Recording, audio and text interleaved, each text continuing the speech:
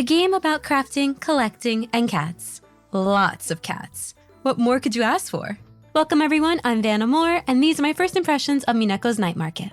Mineko's Night Market is a crafting sim game developed by Meowza Games. It kicks off with you as Mineko, our main character, and your dad in a car together on your way to your new home. During the car ride, you read up on a story about a father and daughter who lived in a small rural farming community. One day, as they were down by the river, a large sakura flower bud appeared with a giant cat inside it. Life seemingly happened to get better once the giant cat appeared for the father and daughter, as it should, but rival farmers did not like this. They saw the giant cat to be a curse and chased it out of the village. Now, this is all supposedly a story, however, the villagers on this Japanese-inspired island at the base of Mount Fugu do revere a particularly large cat known as Neko, their sun god. When you arrive, there's government agents everywhere. They don't really explain why they're here, just that they're investigating something, and to stay out of their business.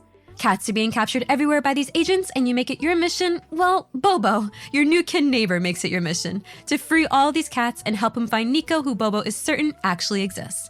But before all that can happen, you, as a child, need to start bringing in some money and get talked into starting a business as a stall vendor at the weekly night market.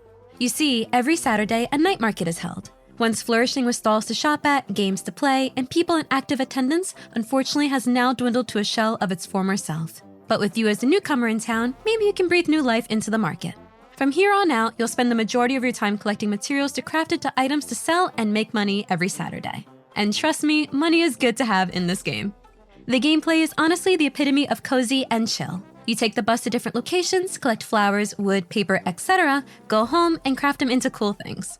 There is stamina to manage, but you can eat up to 3 meals a day to replenish it. A great thing to note, your stamina doesn't deplete while crafting, only while collecting materials. There's a morning, evening, and night cycle, so you do have to plan your days a bit carefully, as the buses do stop at night and you can no longer leave the village to do your collecting.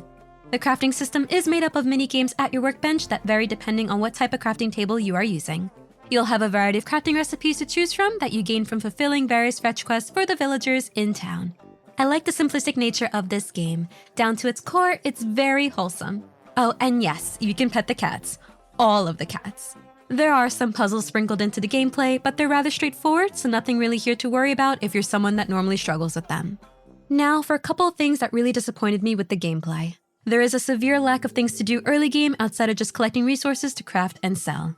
The best way to make money in this game is easily at the night market. You can sell stuff to Bobo's mom during the week, but the profits are nowhere near what you can make at the market. I do wish there was a tab in our menu screen that helped to keep track of all the villager requests, as there are a lot of them and they all want very different things. If you're someone that struggles with keeping a list in your head, you'll definitely want a notepad at the ready. I also wish I could take the bus from one location to the next without having to encounter the loading screen twice, but the game does make you stop home first before you can go to another location. Dialogue in this game, while witty and amusing, is very minimal. If you're not in a cutscene, character dialogues just don't really ever change. I felt there was a disheartening lack of character development, especially for a game where visually, it's just oozing a ton of charm. It feels unfortunate to say as well, but there does seem to be some lack of polish with this game, and I'll further elaborate on that in just a bit. I really do like relaxing games I can just play through with my brain turned off, however, I did find a lot to be genuinely more monotonous than I was expecting.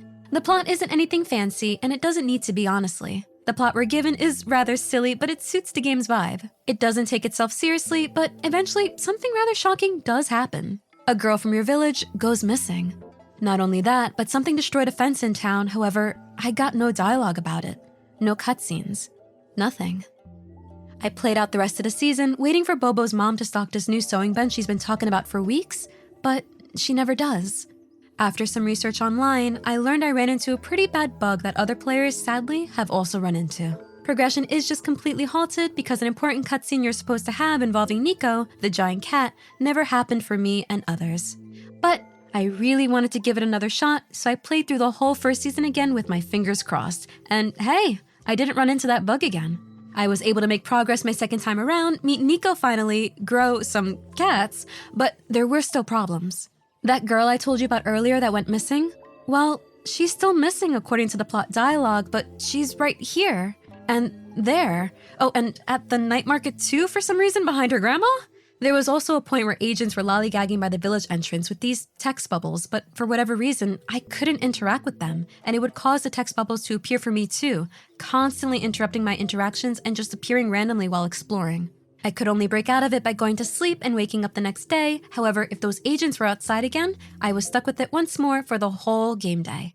I figured out that too was a cutscene that was bugged, and eventually it did stop, but it's things like that that made it hard for me to be smitten by this game the way I really wanted to be. Now, I don't share this to completely dissuade you from checking out Mineko's Night Market. Sincerely, there is so much potential with this game. Its whole essence is something I really like, but there are issues with it that I felt were important to share and know before you decide to buy this game. I'm personally playing on Steam, and there's noticeable performance issues, random freezes, and quite a few bugs, one that is just outright game-breaking. From the reading I've done, the devs are aware of these issues, and I'm hopeful there are some patches in the works to correct a lot of them. Mineko's Night Market has such a style to it that really captivates, and while the gameplay might be a bit too slow for some, I know for a fact there is a solid market of gamers that would adore this game if it were just a bit more polished. Mineko's Night Market is currently available on Steam, the Nintendo Switch, PlayStation, and Xbox for $19.99 USD. Please feel free to share with me any thoughts you have regarding Mineko's Night Market in the comments section. If you have any suggestions for what games you'd like to see me do a first impressions review of next, definitely let me know too. Wholeheartedly, I'm hoping for some future updates to this game that'll pull me right back into it without fear of encountering more issues, but for now, I do have to shelve it. Thank you all so much for watching, and I'll see you on the next one. Bye!